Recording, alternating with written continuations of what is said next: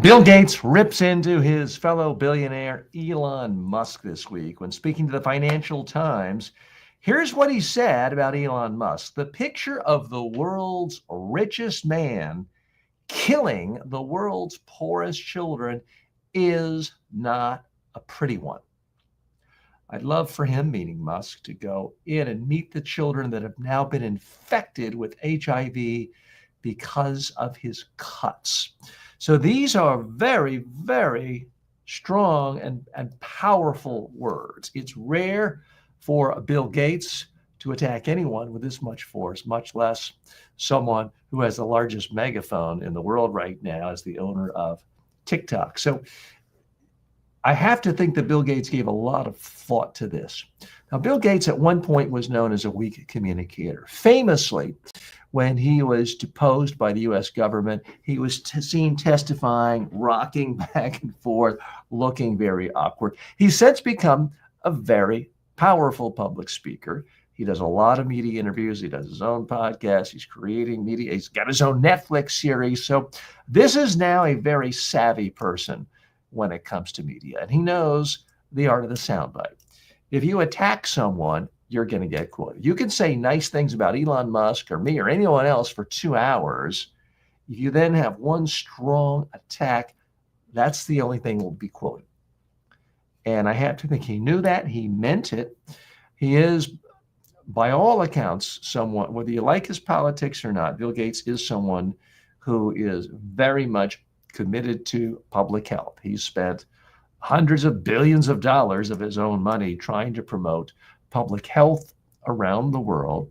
And he seems quite genuine in his belief that what Elon Musk is doing through his Doge efforts to cut government spending is literally resulting in death. But what's interesting is how forceful and vivid his language is, and that he didn't just sort of do it in a mealy-mouthed way and say, well, I think it would have been more effective to continue funding, or there may be adverse effects on the population. No, he didn't say that.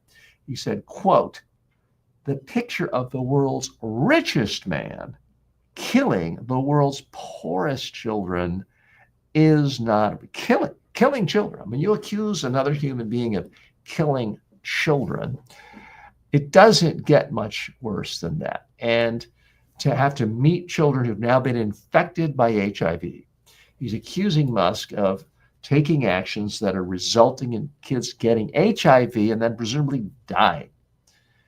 These are strong words. He realizes that you do things like that, you're going to get attacked by someone with the largest megaphone in the world. You're probably going to get a lot of death threats, and I don't like to talk about that, but that is the nature of people at his level these days criticizing certain individuals. Is you get absolutely inundated with that sort of thing. So what's the real lesson here? It's certainly not that I want you to be mealy-mouthed and never be afraid to offend anyone. No, that's not the message. The message is understand and use with precision-like powers the ability to land an attack on someone. Make sure it's exactly what you want. Don't say it in an offhand way. And by all accounts, I'm not suggesting Bill Gates said this in a flippant, frivolous manner. He clearly feels very passionately about this. The lesson to you is if you are in the media and you're talking to any kind of traditional journalist, or for that matter, podcaster, anyone who can talk to you, ask you questions, you say stuff back and they can edit it at any point, realize they're going to edit any part into the story if you say someone's killing someone.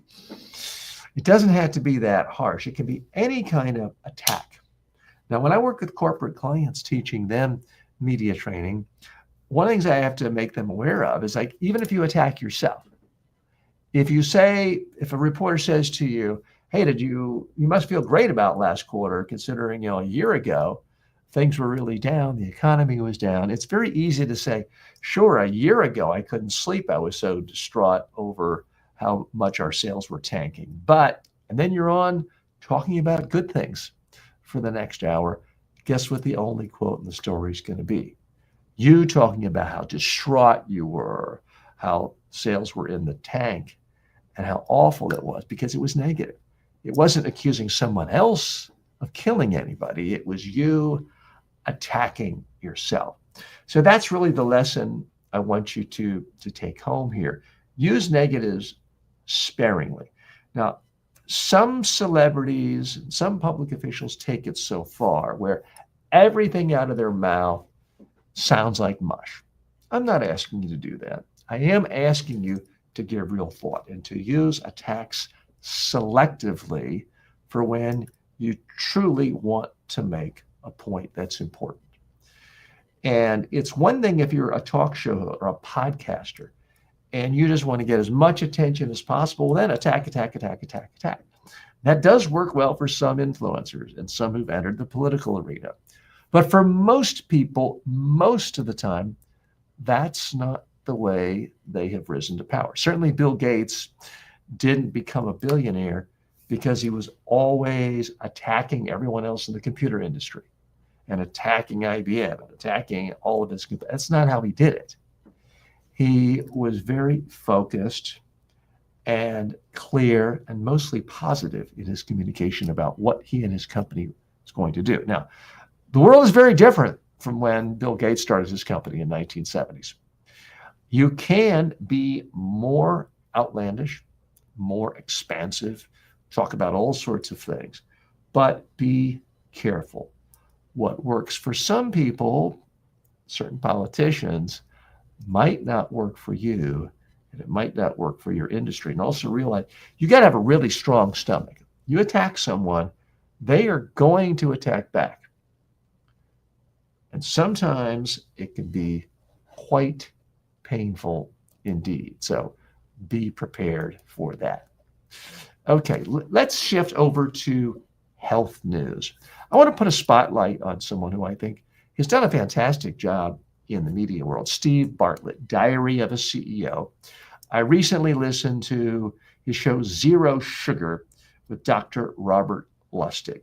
Now, Dr. Robert Lustig is somebody who's a great communicator. He gets a lot of media coverage, and yet still, for every message you've ever heard Dr. Robert Lustig talking about the problems with sugar, you and I and everyone else have heard hundreds of thousands of messages about drink Coke, drink Sprite, drink Mountain Dew. So there's a tremendous imbalance here of what we as average consumers hear. I've talked about this before. I'll talk about it again. And that is, 100 years ago, the average American maybe had a couple of pounds of sugar a year. Today, it's 57 pounds of sugar a year. And there's an explosion of diabetes and obesity and health problems and strokes associated with that and heart attacks associated with that. Sugar is a huge, huge, huge problem. Am I saying never, ever, ever eat sugar? No, but I am asking you to give a little time to this podcast and listen to Dr. Robert Lustig, because he's quite an articulate and forceful spokesperson for the position that sugar's killing us. Sugar's poison. You want to eat an ice cream cone every 3 weeks? Go ahead, be my guest. But the problem is you can think of yourself as, well, I'm healthier than most people. And that may be true, but let's not forget 70% of Americans are obese or overweight. Some 40% have diabetes. So you can be better than most and still have horrible health. Here's my challenge to you. Go through the grocery aisle.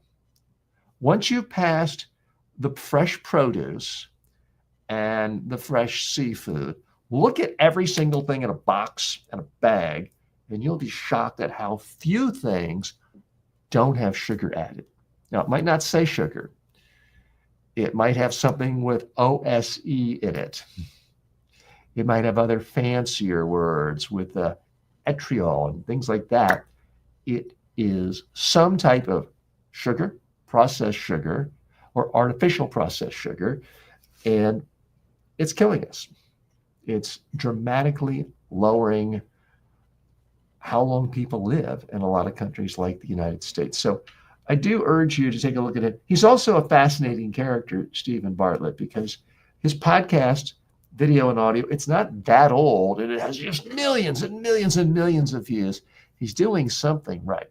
Now, he's a great promoter. He has a background in internet advertising, promotions, marketing, but he's really been quite savvy in the way he's put together his podcast and marketed it to reach a huge audience. So check him out. You can learn something from him, believe me. Continuing in health news, I mean, this is the sorts of stories that I feel we as humans are just not listening. It's out there, but it just goes in one ear and out the other. And the result is we die. We die earlier. We die prematurely. So this is a story in the Daily Mail about a recall of a supplement. A wellness company called Optimal Carnivore has voluntarily recalled 1,500 bottles of its bone and joint restore supplements due to possible salmonella contamination. It was sold on Amazon, sold in 180 capsule bottles. And here's the problem. It was put in a class 1 designation, which is the most dangerous classification according to government officials. And here's what it means. This means there is a reasonable possibility that the use of or exposure to a violative product will cause serious adverse health consequences or death. That's right, death. And people are popping these things like it's candy. So look, I've been guilty of this. We all have at some point. We have so many people that, oh, I would never smoke cigarettes. Oh, I drink nice, clean water that's been purified. And yet someone puts something in a package and calls it a pill and says it's for your health. All of a sudden, skepticism goes out the window. And we say, oh, well, yeah, more supplements, more vitamins, I'll be healthier and healthier. No. It's all well and good to have skepticism towards mainstream medicine and the pharmaceutical industry. And indeed, there are problems with those big industries. But people forget the supplement industry is a $150 billion industry. They're in it for profit. The only difference between the supplement industry and the pharmaceutical industry, and I understand the pharmaceutical industry is bigger, but still $157 billion for the supplement industry worldwide. The only difference is you can say anything is a supplement and sell it, put a label on it. You don't have to have any testing. You don't have to have any approval from the government. You just say, hey, I'm not making any health claims, but people are saying that you take this, you live longer, you'll look beautiful, your hair will grow. And people buy it because it's got pretty packaging. People talk about wellness. People say, oh, it's all natural. Well, you know what else is all natural? Arsenic. You know what else is all natural? Tidal waves. So just because something is all natural doesn't mean it's good for you. So part of what I'm trying to do in this show is really get people to consume information as it relates to the thing that's most important of all, your own health, in a way that's going to benefit you. Here's another story that grabbed my attention. This is an Indian newspaper. Things like this tend not to get as much attention in the United States as they should, but it's a story about how everyday supplements are causing liver damage. This is a whole health problem that I think reserves or gets way too little media coverage. A study from the University of Michigan found that several supplements contain potentially hepatotoxic, and I don't know what that means, botanical ingredients. The findings are published in the Journal of American Medical Association. And the researchers analyzed data from the National Health and Nutrition Examination Survey, and they found that 4.7% of adults reported using herbal and dietary supplements containing at least one of the botanicals of interest. turmeric, green tea, ashwagandha, black cohosh, all sorts of other things that I can't even pronounce.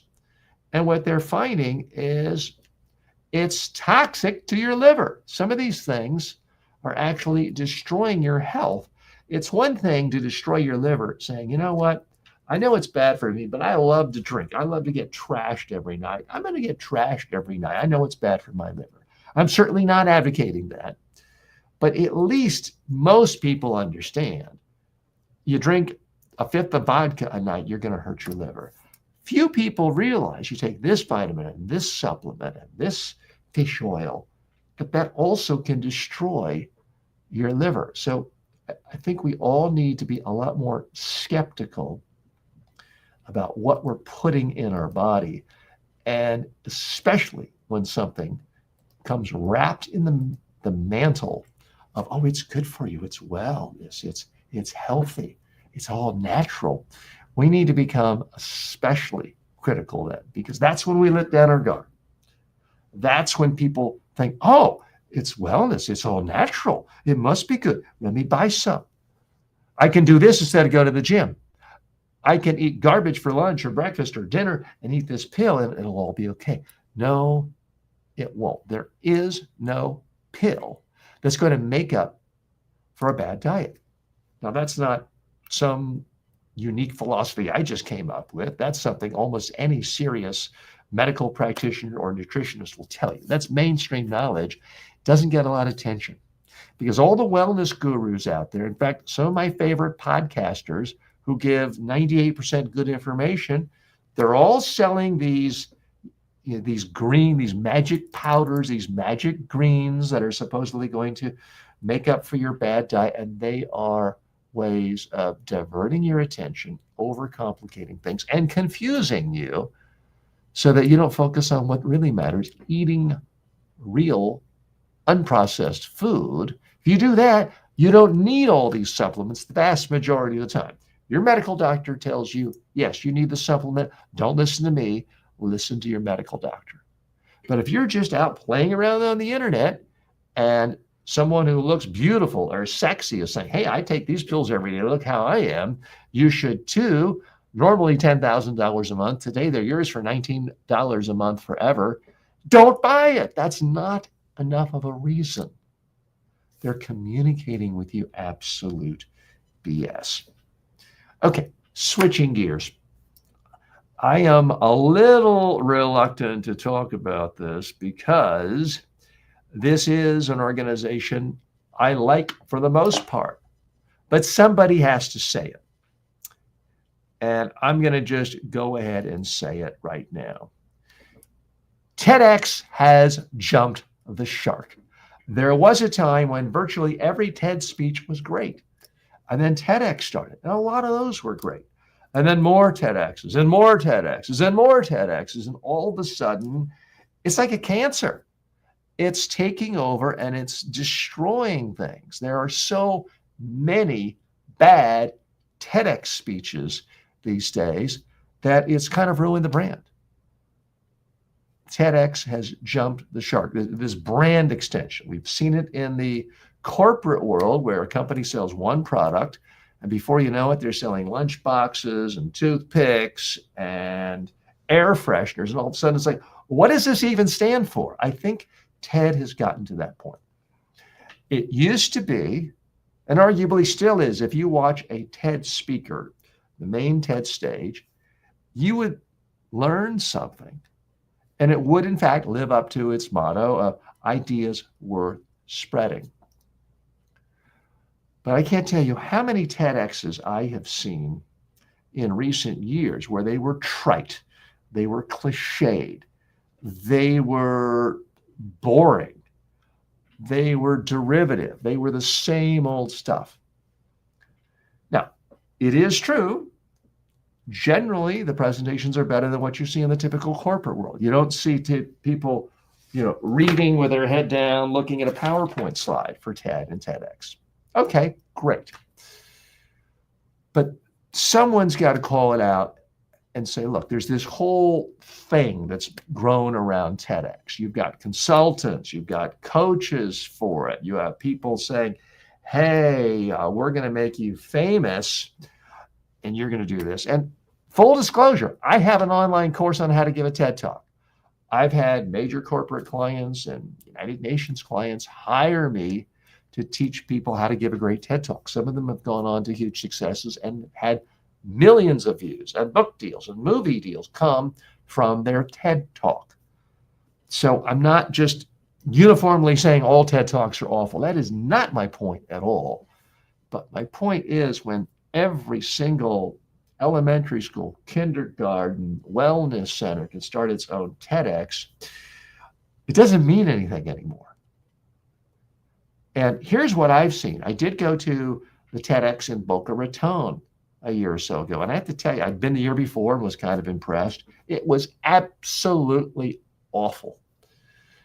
All of the speakers appeared to have been selected purely based on their social media following. Oh, this person has 500,000 Instagram followers. We're going to let them speak. Oh, this person has a podcast. So what we have is sort of a game now of various TEDx communities all vying for attention from the mothership of TED, of how can we get the most attention?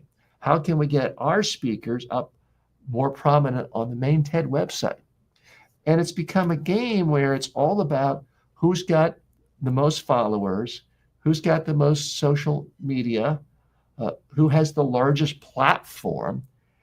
And at some point they lost sight of the fact, does this person actually have an idea that we haven't heard before, that's interesting, useful to the world, that's worth spreading? Somehow that has, in fact, gotten lost. And I think it's a shame.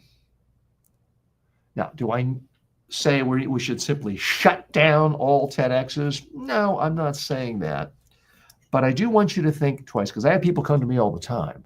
Say, oh, TJ, I want to give a TEDx speech. That's my biggest goal in life. I'm like, really? What's your real goal? Well, I have this message, and it's like, if you have an idea and you want to help people and you want to share it, why are you waiting for the TEDx?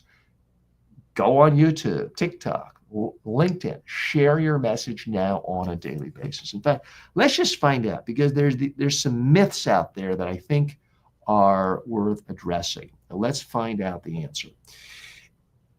Chat, I'd like to know, how many views does the average TEDx, not TED Talk, but TEDx talk, receive in its first year on YouTube? Because there's a perception out there that, hey, you do a TEDx, millions of views, you become rich, famous, and you've made your career. What are the actual hard numbers? So the reality is that the average TEDx talk doesn't come anywhere close to millions of views. Most TEDx talks get a few thousand views in their first year. According to some data analyses, the median view count is often in the low thousands, and only a small percentage break into the hundreds of thousands or beyond. The perception that a TEDx talk will automatically go viral and make someone famous is more myth than reality. It really depends on the topic, the speaker's reach, and whether the talk gets featured or promoted by larger platforms. Okay, thanks, Chet. That does, in fact, clear things up. So if you want to speak, speak. TEDx is only one way of doing it. It can work well. As I mentioned, I've had a client who did a TED, did well, got 1 million views, did another TED, got another 1 million views, got a book deal, got a movie deal. It really was a big thing.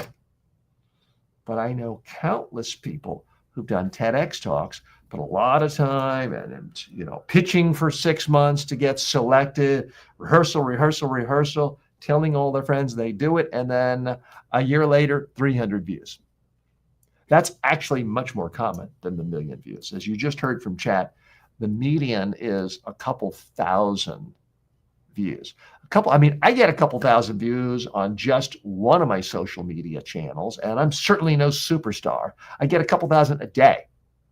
So if you want to speak to people, speak. If you get invited to speak at a TEDx, by all means, go and do it. If it works, I wouldn't necessarily fly to another continent to do it, as some people do. But it can be a good platform. But in all honesty, should you spend your free time looking at just random TEDx speeches online? These days, I find the percentage of interesting ones where I think, okay, hadn't thought of it that way before. I learned something here. The percentage of TED Talks like that, TEDx talks like that, versus ones where I think, oh my gosh, this is so trite. This is so lame. This is a bunch of cliches. This sounds like amateur hour at Toastmasters. And again, nothing wrong with Toastmasters, a great place to get more comfortable speaking. But TED was supposed to be more than that. It was supposed to, in fact, be interesting, useful, helpful ideas worth spreading in technology and design and education and entertainment. And it has morphed into something else. And because of that, I feel it's a little sad. What do you think? You can post your comments wherever you're watching that. Meanwhile, in other news regarding communication, more and more CEOs, founders, executives are creating clones of themselves. Here's a major story in Inc. just published about Tyler Denk. He is the founder of a newsletter startup, Beehive, and he's just created a clone of himself. He's using a platform called Delphi.ai, which happens to be the same platform I have my clone on. And I'm not affiliated with them as an investor or anything else. I'm not telling you to go use Delphi, but it is something that's growing. Now, this platform has been around for a couple of years. My clone has been up and out for 1 year. This one just came. The reason I'm pointing this out is it's still new. The publicist for this Tyler Dent was able to get a big profile story in Inc., which is a pretty prestigious publication. So hats off to him. So it reminds me, way back in the mid-90s, there was a time when if you were a company, even a big company, simply letting the world know and putting out a press release that you had a website was enough to get a front page news story. In business publications, mainstream publications like the New York Times, just getting into the game got attention because so few people did it. We're pretty much in that area right now when it comes to clones because so few people are in fact using clones. So it's getting attention. And I'll just take this as an opportunity to plug my own clone, which is at tjwalker.ai. So you can go and talk to my clone anytime you want. Cost you nothing initially. You can talk to it in text, audio, video. It can critique your speeches, your presentations, your media messages, talk about what you want to say in your next podcast. You can practice, rehearse with my clone. So please check that out. Also in cloning news, Agatha Christie, world-renowned writer of mystery. She died in 1976. Well, they're bringing her back to teach an online writing course. Very fascinating. They're using a different technology, but this is a course with something called BBC Maestro. It's an online lecture series similar to Masterclass. And I think it's fascinating. They have reanimated Agatha Christie. They've written scripts using her writings, archival interviews, and they call it a digital prosthetic made with artificial intelligence fitted over a real actor's performance. Now, I'm not quite sure why they did it this way or if that's the best way of doing it, but that's how they did it. And there is some controversy about it. Not everyone is particularly happy about the use of artificial intelligence, bringing back someone like this. But the family did agree to it. Now, the family presumably gets extra money from the writing course. and they're trying to make this authentic. So a fascinating story you can find out about it. This was in the New York Times, but you can just look Agatha Christie course and find out for yourself. And you can actually feel like you're seeing her and touching. If you haven't experienced AI clones, you know what, rather than me talk about it, let me just show you. For those of you watching this on video, I teased it a moment ago, but I do want you to see how this does pretty much come across like a real person and like the actual person. Now you'll see my clone in a minute, and it's going to be pretty much like me, although it's dressed up a little better than I am. And it talks like me. Now, I'm not dead yet, hope not to be anytime soon. And it can, in fact, talk like me, sound like me. We may be having a tech problem here and there, but it should pop up in just a moment. Typically, you see what appears, and now we're having a problem. Okay, so we'll have to try that another day, and we will come back to that. But the clones are not going away. They're absolutely not going away. We're going to see them. Now, there's a lot of controversy. Some people absolutely hate the idea of clones. Some find it wildly offensive. Some think it's the sign of the apocalypse. So I'll let you weigh in on that if you want. You can post a comment here if you want, or wherever you're watching this or hearing this, and weigh in on that. So a lot going on in the world of cloning. Now, back to health.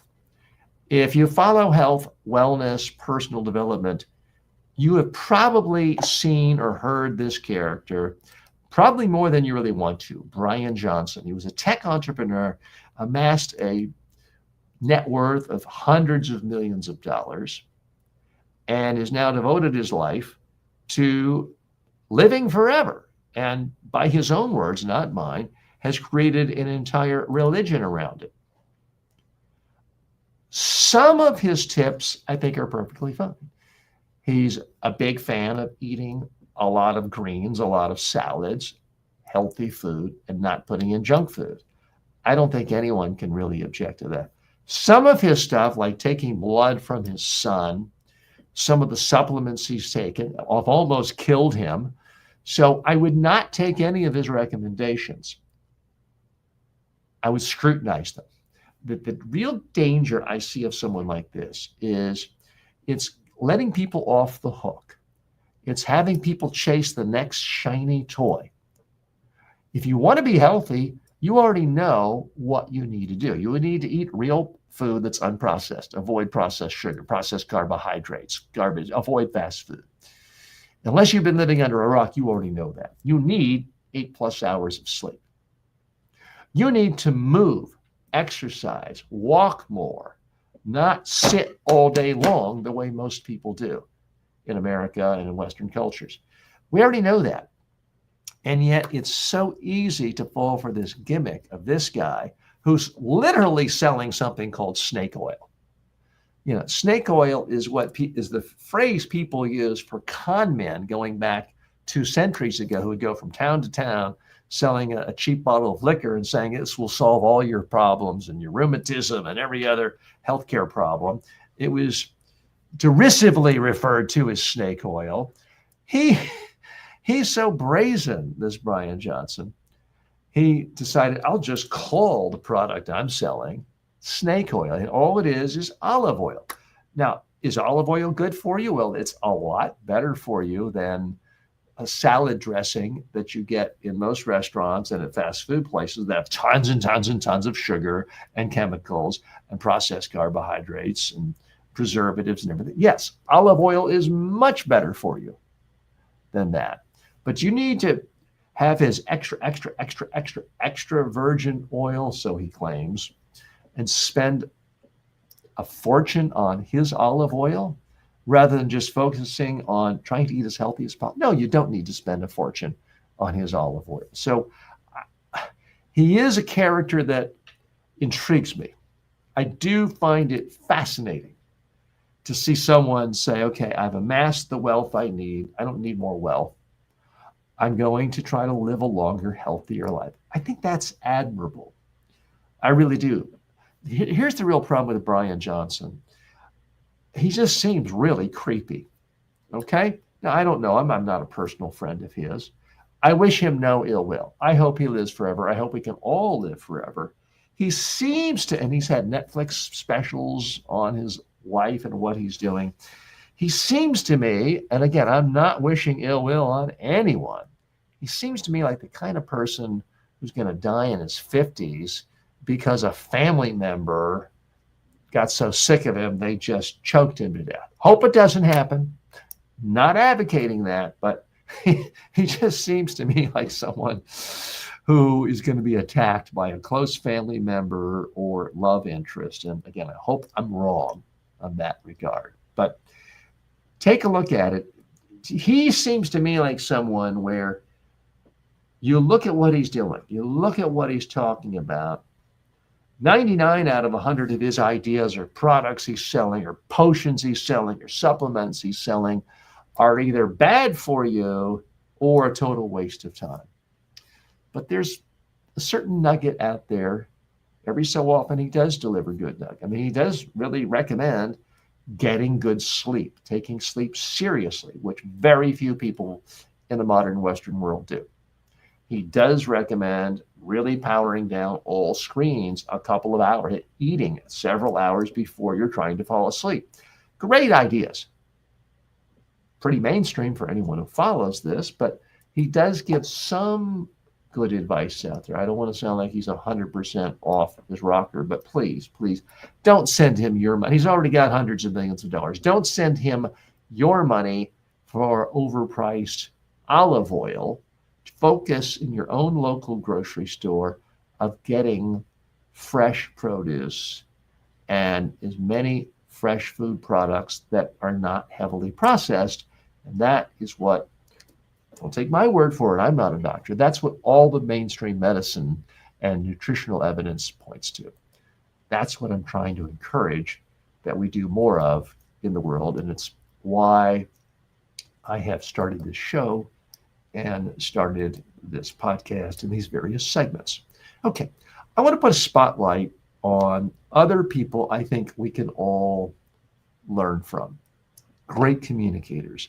Here's a person you may be familiar with. He's pretty well known in the US, but he's not exactly a household name.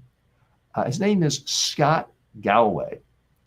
He is a professor. Look what money has done to us. When the wealthiest man in the world, and probably the most admired man in the world, is making Nazi salutes, we normalize that shit. Why? Because he's really fucking rich. If you had a friend who was making Nazi salutes at parent-teachers conferences and was being sued by 2 women for sole custody of their kids, and you had heard from credible sources that they were addicted to ketamine, wouldn't you move in and say, hey boss, something's wrong here? But not if you're rich, not if you can put a rocket into space or make a shit ton of money with EVs. Money has perverted us. It has crowded out all sense of character, of decency, of what it means to be a real man. We have decided that you can get away with anything as long as you're rich. Look what money has done to us. Okay, you might not agree with everything he said. You might not love him.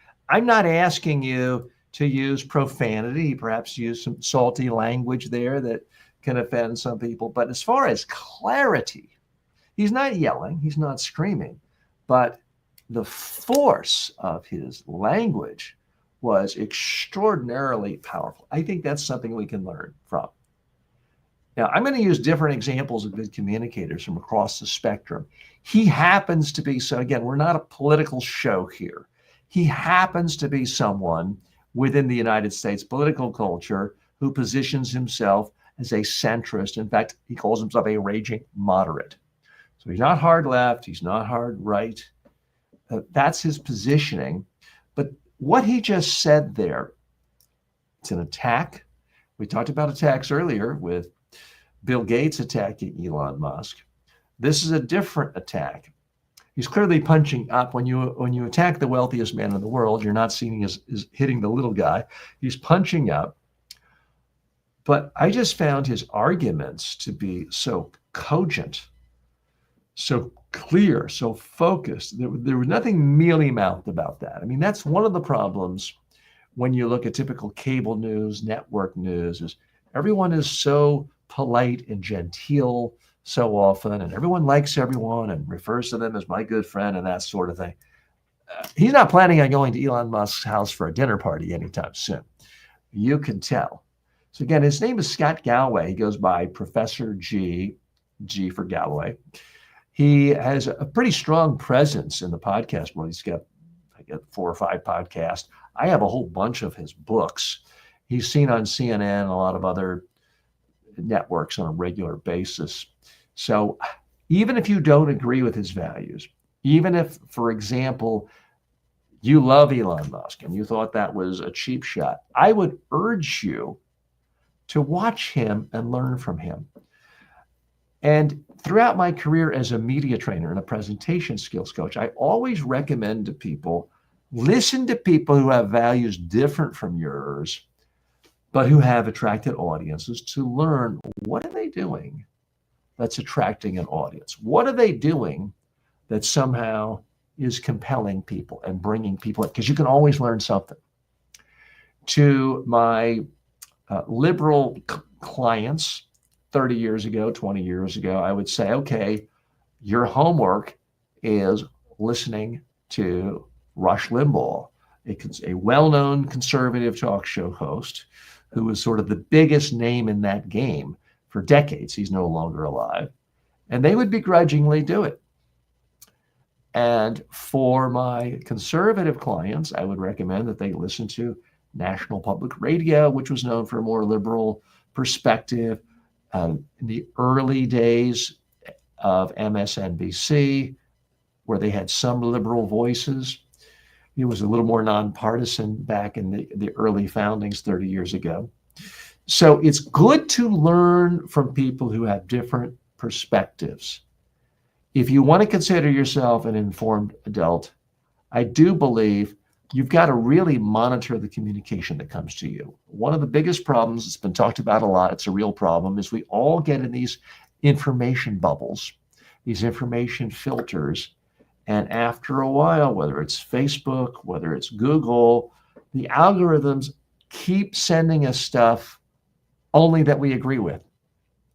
And we go deeper and deeper, and people have been radicalized because of this.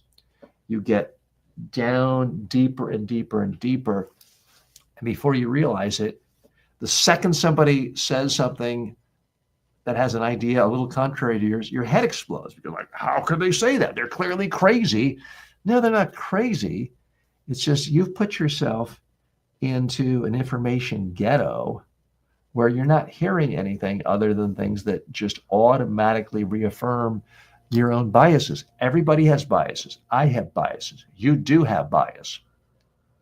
And if you think you don't have bias, that's the biggest bias of all. This, objectivity bias that many people fool themselves with. So I am going to sometimes put a spotlight of people I think are great communicators in exactly what they're doing. What you see him doing, he's not reading a script. He's speaking from the gut. He's not holding back. He's using saltier language than if he were writing an op-ed piece for the New York Times. But he's calling a spade a spade.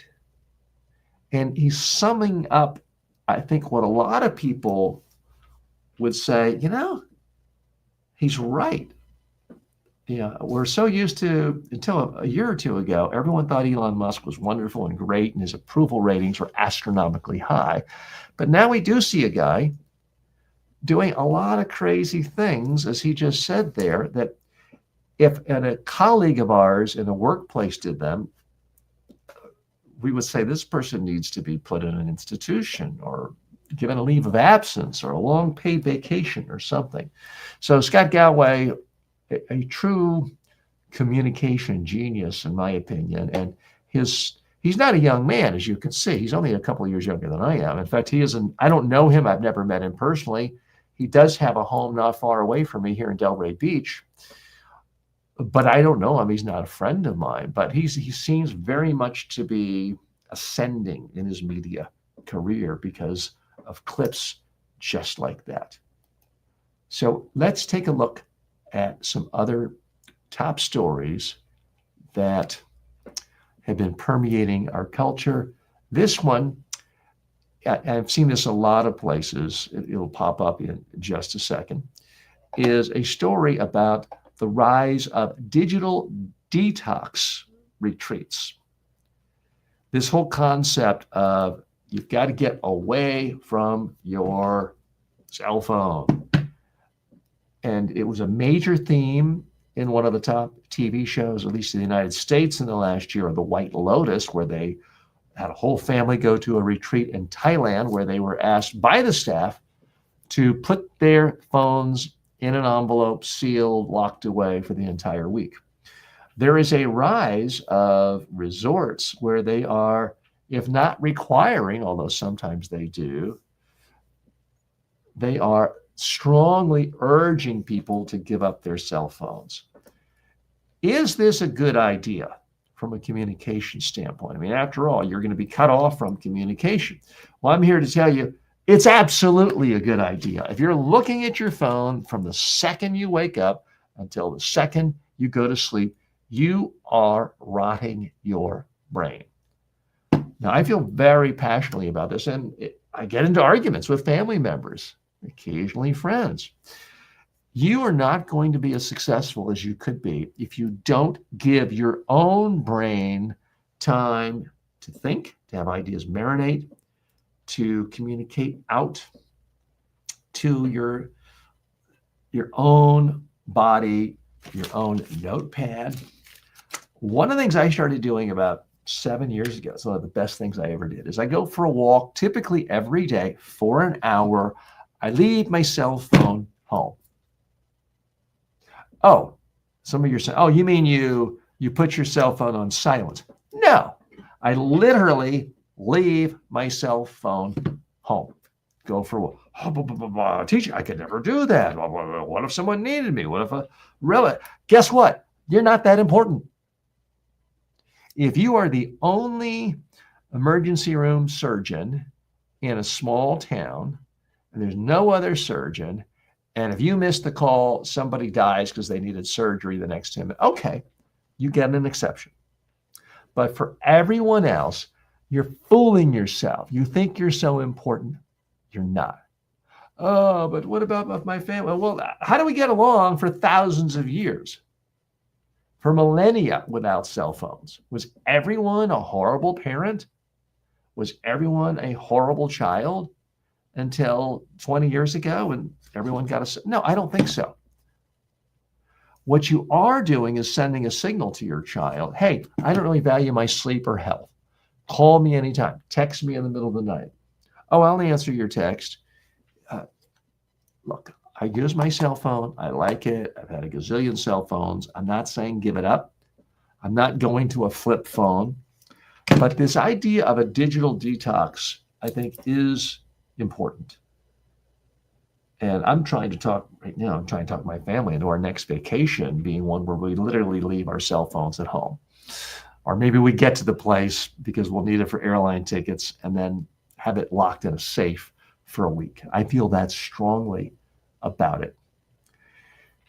Because here's the thing, the second you have a cell phone, all the communication in the world, other than when you're talking to one friend, is one way. It's everyone else communicating to you, every marketer, every shyster, every con man, every legitimate marketer for that matter, every influencer.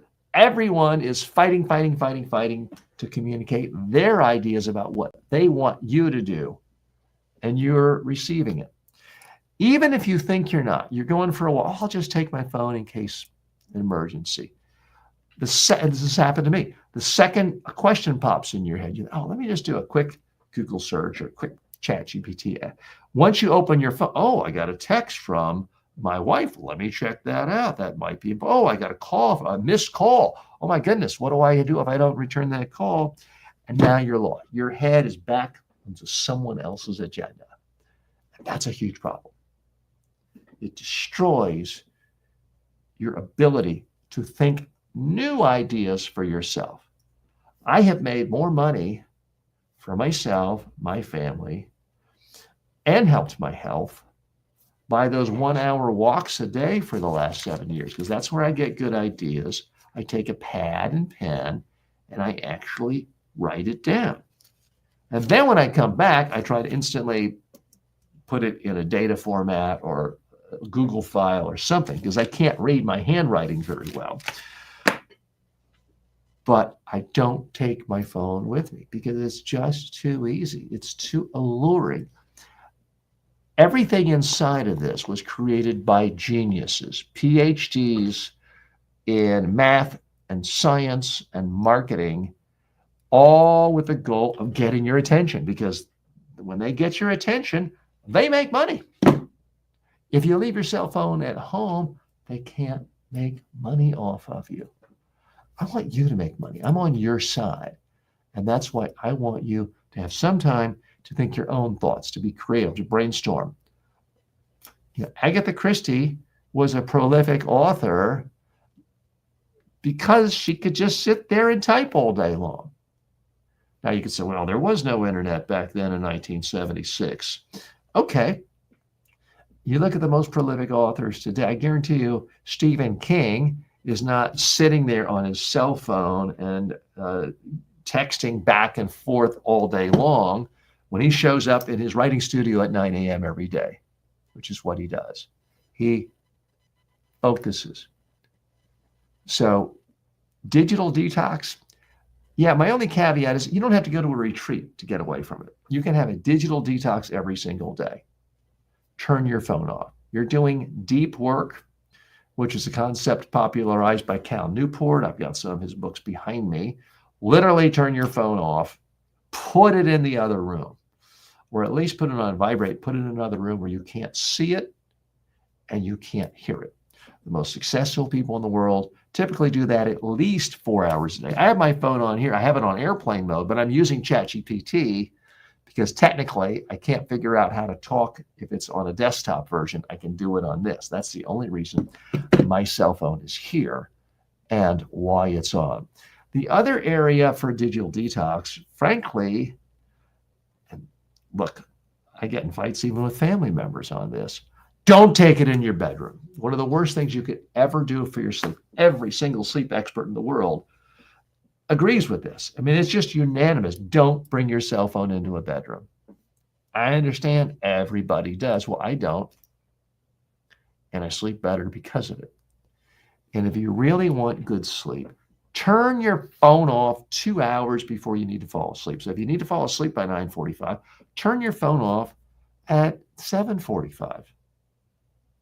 So now if you're getting up at 6 a.m., let's say, okay, you turn your phone on then.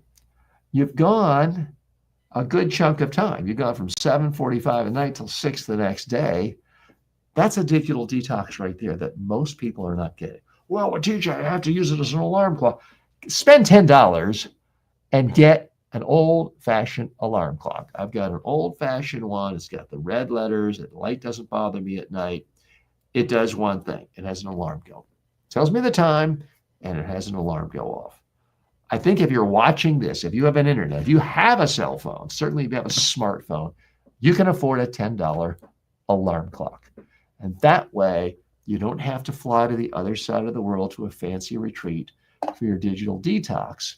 You can have a digital detox wherever you are, at home, on the road, every single day. In more health news, this is in some ways shocking, surprising, and yet not.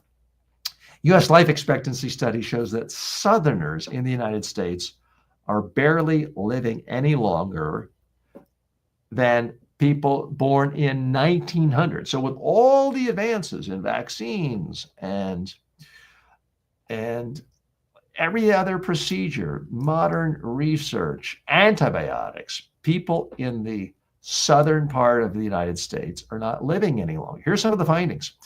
In states like Oklahoma, Mississippi, West Virginia, there's been minimal improvement in life expectancy over the past century, with some showing less than 3 years of gain since 1900. Now, very different in the northeastern and western states. They've experienced dramatic improvement, with Washington, D.C. seeing a rise in female life expectancy from 63.9 to 93 years. That's mind-blowing that in just 100 years, you've seen essentially close to a 50% improvement in life expectancy. 30 years? Now, the authors of the study contend it's state policies on things like tobacco control, healthcare access, environmental protection that is what is causing these health disparities. But that's crazy, a 30-year difference. So the mortality data shows that a baby girl born in Oklahoma today might live only a few months longer than one born in 1900. Whereas in New York City, a baby girl born today is going to live 20 years longer.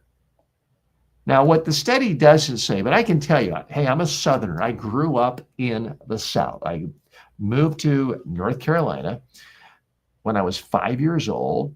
I lived in North Carolina to 22. So those were my formative years. Went to kindergarten, elementary school, junior high school, and college, all in a deep South state of North Carolina. So I could tell you the big difference is it's what people eat and how they move. In the South, people eat a lot of fried food. That's the culture. Well, guess what? It's incredibly unhealthy. And a lot of sugary treats. And this idea, big barbecue, more and more big barbecue, more French fries, more food. And the statistics bear this out. There's a lot more obesity in places like Mississippi and Alabama than there is in New York City. Now, I also someone who lived in New York City for a couple of decades.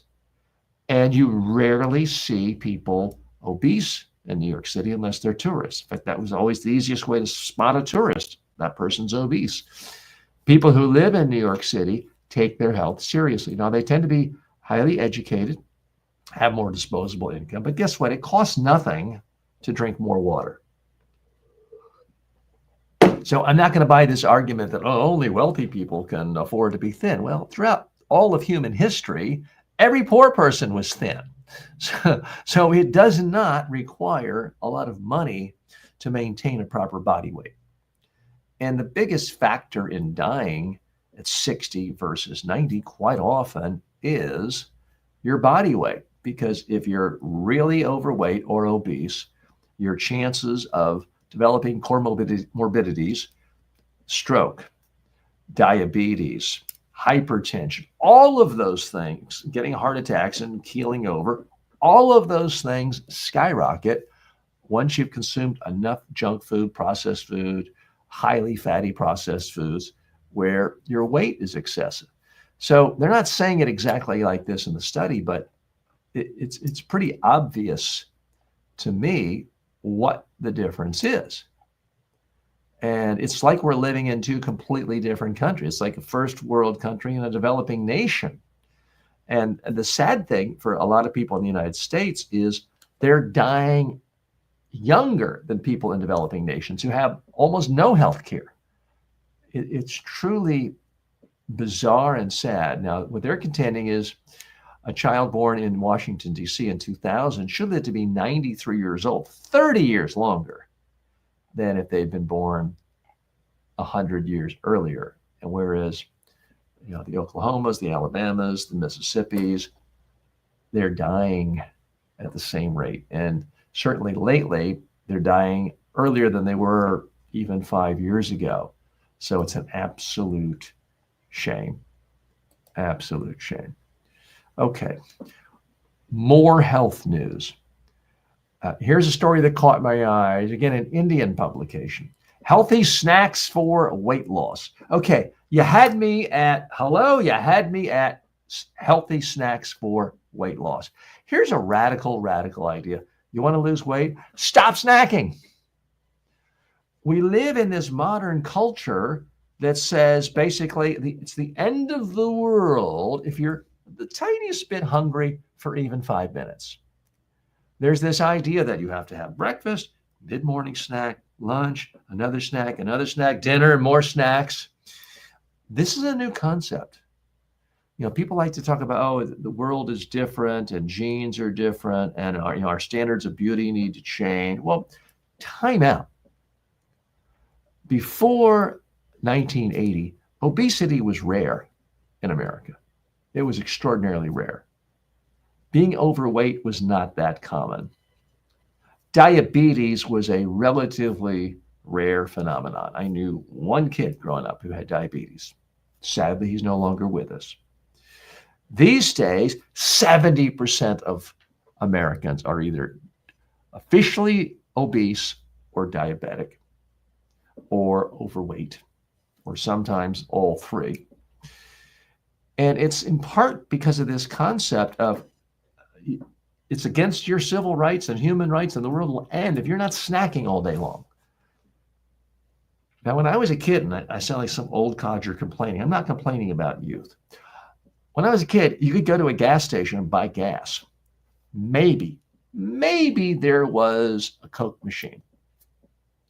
These days, you go to buy gas, you go to pay, and it's this store with 10 billion attractive-looking packages of sugary treats saying, eat me, eat me, eat me, eat this candy, eat these processed chips, eat these salty chips, eat these barbecue-flavored chips, eat these pork rind-flavored chips. All of these things incredibly tasty. And you have to walk right past it. You have to have this willpower. So I'm not saying that people today somehow have less willpower. What I am saying is it requires more willpower than ever if your goal is to actually not die an early premature death from obesity and diabetes. It requires a lot more willpower. Not fair, because for certainly most of the history of the United States and most countries, it was really, really easy not to be overweight, diabetic, or obese. The hard part was getting enough food. For most of human history, the big problem is lack of food. Now we have this overabundance of food and overabundance of food availability and overabundance of food marketing through every ad and every TV commercial and every online commercial. We've probably seen dozens here on the pages I've shown you, and I've become blind to it.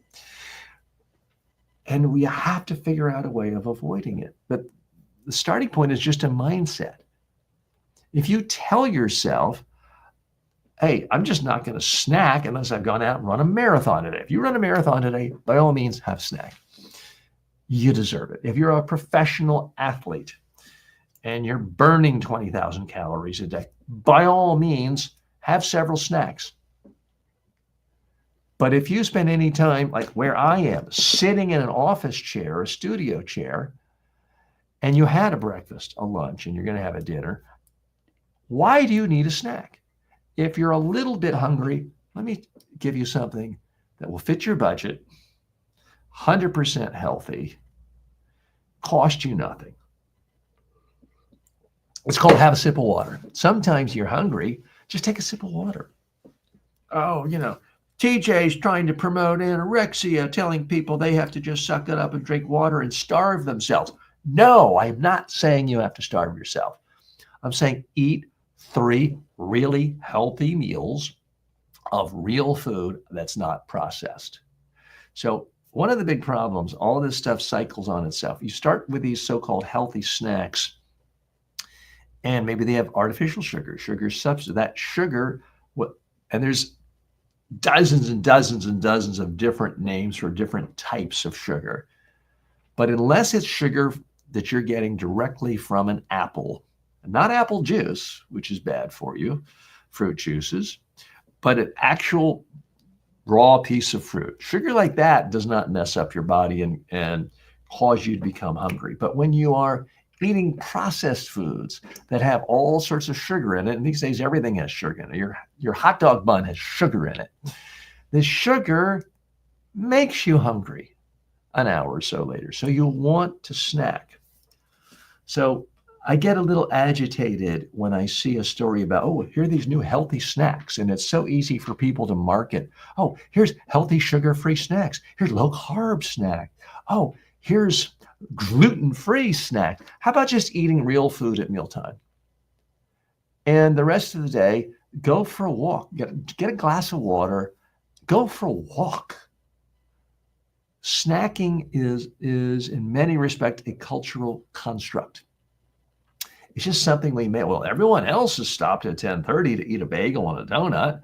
All I'm doing is eating one donut. Everyone else is having three. Look how healthy I am. It's very easy to play the comparison game and to communicate to yourself that, oh, I'm much better than everyone else. It's a problem. You can in the United States of America, you can be healthier than a majority of people in the country, and you're still overweight and pre-diabetic. Is that something to be happy about? I don't think so. So that's why on this show and in these segments, I spend a lot of time, and we'll be spending a lot of time, about how we actually communicate to ourselves. What communication do we let in?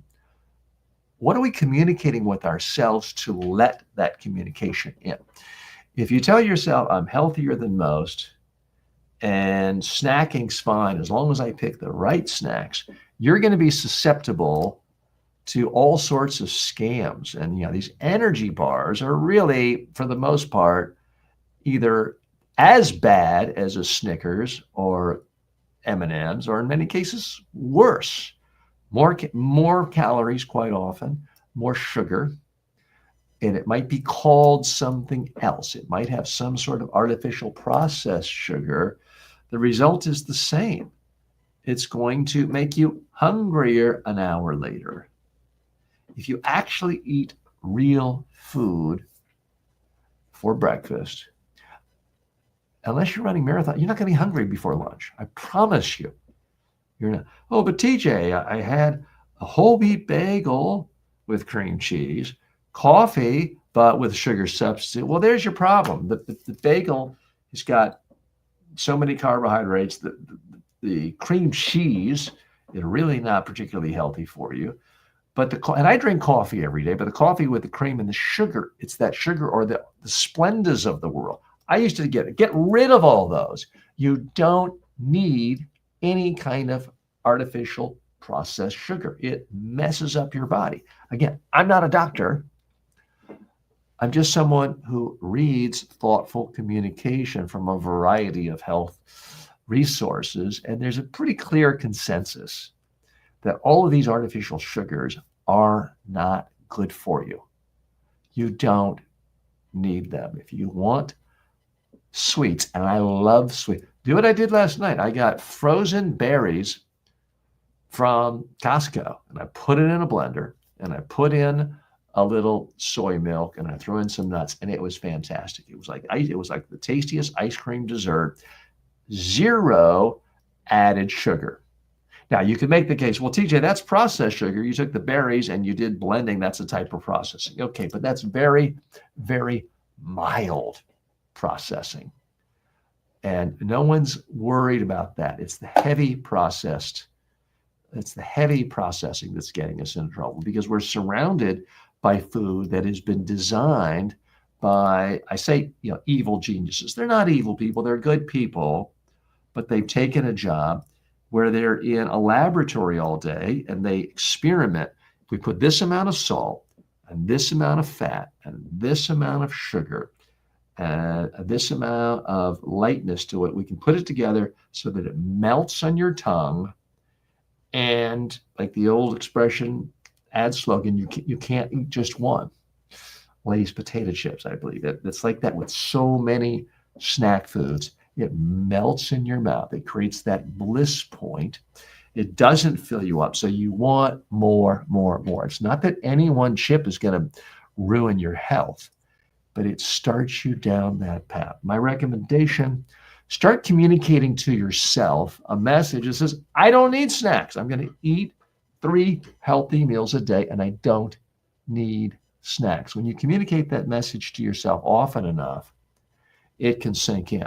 I have listened to an audio recording every day for 7 years telling me that, and that I don't eat snacks. If you want reminders of that, you can actually ask my clone to tell you that. You can tell, please give me daily healthy tips on what to eat. Go to tjwalker.ai. It doesn't cost you anything for the first handful of video messages. You get text messages, and you don't even have to give it your name or your phone number or email or credit card or anything like that. So you may want to check that out. Okay, in more communication news, I want to talk about the state of late night television. Now, there was a time when I was a kid when maybe I didn't do it, but everyone's parents stayed up to watch Johnny Carson. Half the country, 100 million people, would watch Johnny Carson, the late night TV show, the opening monologue. It was a big, big deal. Well, late night TV has gone down. We've seen so many things migrate and become successful on Netflix and Max and all of these other platforms. We have not seen talk shows do particularly well. That is, for some reason, has been a bit of an aberration. So now there's stories like we've seen this week. Is this late night TV's last gasp? And it's a look at the state of late night television. This is an American, and forgive me if you're in other countries, but similar things are going on.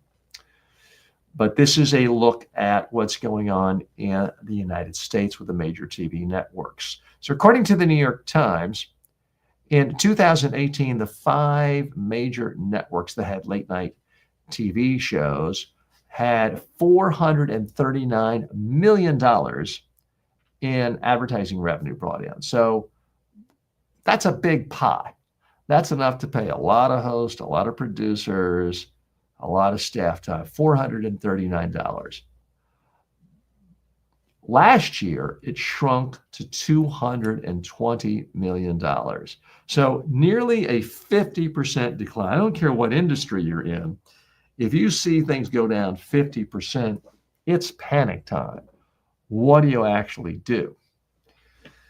So a lot of people are trying to figure this out, and analysts of network TV are predicting that at some point it's the ultimate demise, and you're just not going to see it. The networks are not going to have it. In fact, Max, a part of HBO home box office, has a TV show, one of my favorite TV shows, called Hacks, and it's about a late night talk show host. And a part of the narrative there is they said, hey, we didn't choose you over a bunch of other hosts. We chose you versus just canceling late night because it's that unprofitable. And here we have art imitating real life. Here's what I think is being missed. Is that it's not that late night TV is going away. It's that the concept of watching at a particular time is going away. I can't tell you when I watched a late night monologue live on TV. I mean, it literally could have been 20 years ago. I personally, because I care about sleep, am not awake at 11:30 at night, or certainly 12:30 at night. I don't have to anymore. I can watch it tomorrow on YouTube. I can watch it on social media. I can watch it on Netflix or HBO if it's on one of those channels. So a part of it is simply convenience. The media that has done well in recent time has been live sports. People want to watch World Cup soccer. They want to watch the Super Bowl football when it's actually happening. And in the United States, American-style football is something like 7 of the top 10 rated shows in any given month during football season and during the year. It's extraordinarily popular because it's live. People want to see it. They don't want to watch it on delay. Well, the thing about late night television is it's really not live. They shoot these shows at 1 in the afternoon. I know I went to the David Letterman show a dozen years ago or so, and it was 1 in the afternoon. So they're not actually live. So whether you watch it at 11:30 at night or 12:30 at night or at 8 a.m. over breakfast, it doesn't really matter because you at some level know you're not getting the live thing. Here's what's really going on, I think, is The ability for traditional TV networks, cable networks, and broadcast networks are losing their ability to make money from a show like this. Late night TV isn't going anywhere. How do I know that? Because virtually every single late night host has a podcast. It might be audio only, it might be video only, it's more likely both, and they've taken control over the distribution. So this particular show was spotlighting John Mulaney, who was a prominent talk comedian these days, who's now also a talk show host. He's doing an experiment with Netflix, but it's just 6 or 8 shows. Netflix has had a number of talk shows, and for the most part, they've all failed. None of them did well. He's starting a new talk show. Whether it works or not, I don't think matters. I don't think we're ever going to get back to the point where one person, a Johnny Carson, can command 100 million people watching at once. I just think those days are gone.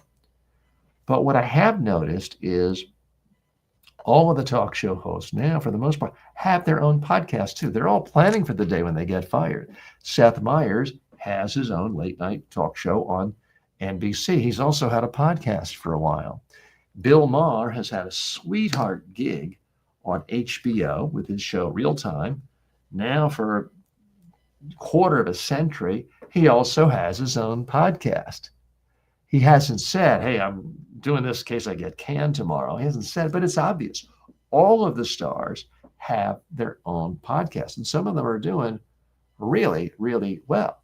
You have a situation where the host of The Daily Show left a year or so ago. He's made more money selling the rights to his podcast than he ever made as a host. So when you get to a certain level of fame, when you get to the point where you have a following, you simply do not need a traditional TV network. And now we have a situation where, Joe Rogan has done deals, giving himself $250 million. And that's not lifetime. That was for, a year or so. Alex Cooper's had a $125 million deal.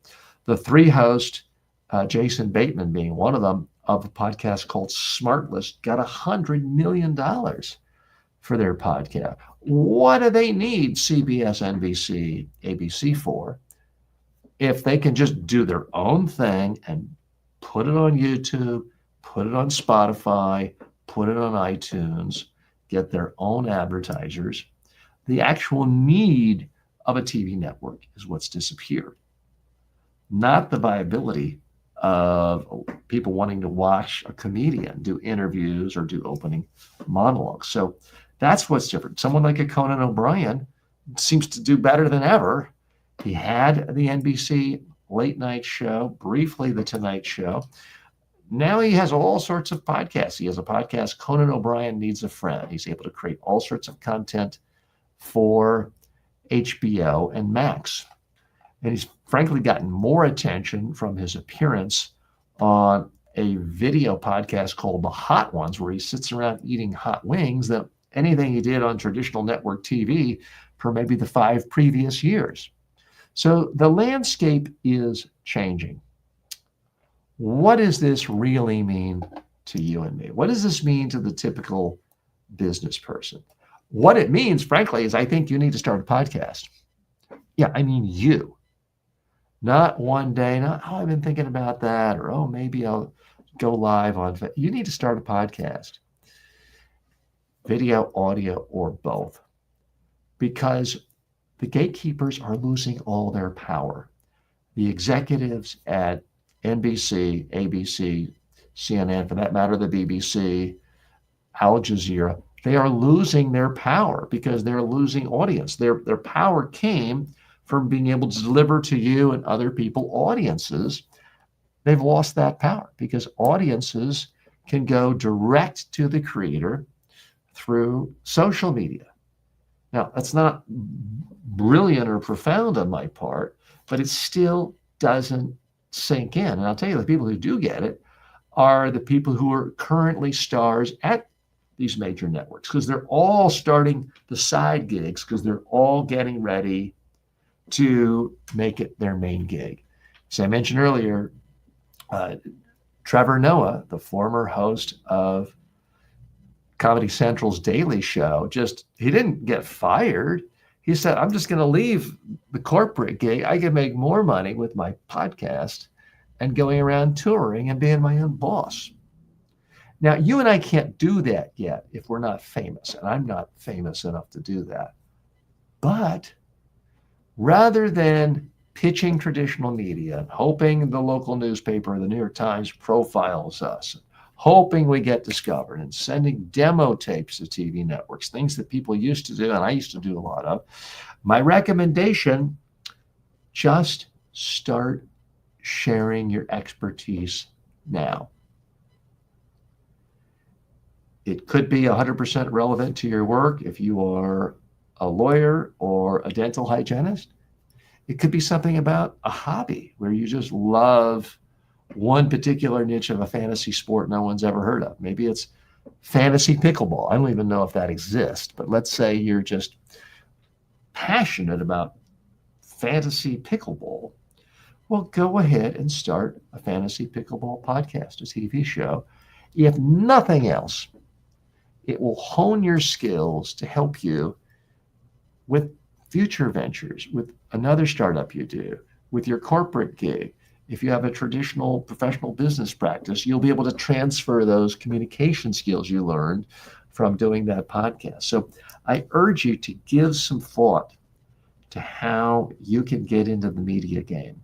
Gary Vaynerchuk, the well-known social media maven, says that in the current era we live in, every company is a media company. You might be a chemical company. You might be a cement making company. You're a media company. You are in charge. You have the ability to create content that's relevant to your audience, your customers, the people you care about.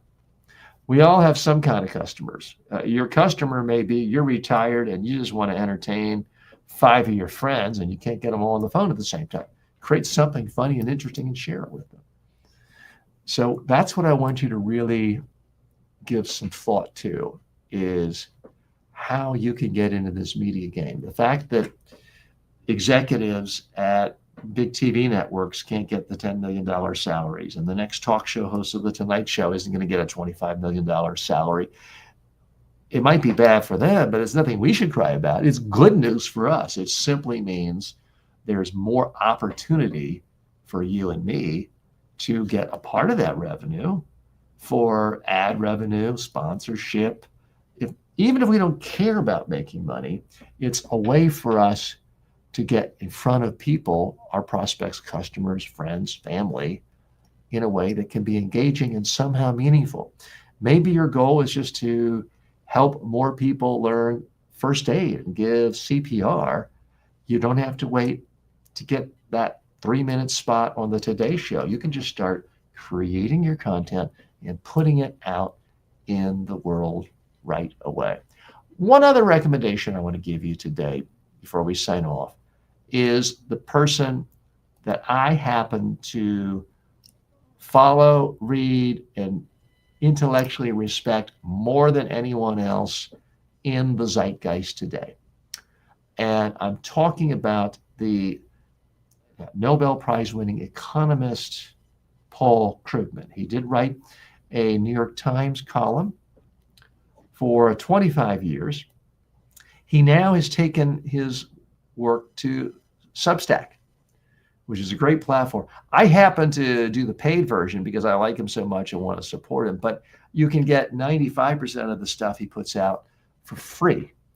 So I would urge you, check it out. I'm trying to bring up the page here, but if you just type Paul Krugman, Krugman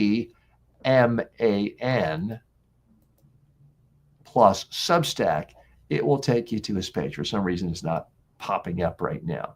But anyone in the world today, of every major media outlet, every major pundit, he consistently, in my mind, and for the last decade, has picked the most important topic to write about each day and then writes about it with the most incisive commentary of anyone on the screen. I can't pull up the screen for you, but let me just practice what I preach. Let me just type in what I said. I don't have to be overly formal here, and see if we can find it. And then you will, in fact, see it. So he's a well-known media figure. He is often, okay, there we are on his Paul Krugman Substack. I would highly, and it says upgrade to founding. I am one of his founding subscribers. So I would recommend you look at it. He focuses primarily on economic issues, but macroeconomic issues and major political and geopolitical issues.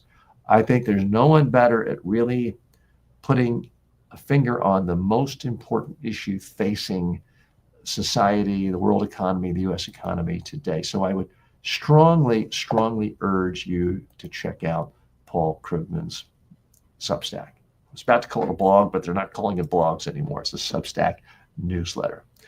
I'm TJ Walker. Thank you so much for spending time with me today. This is a bit of an experiment.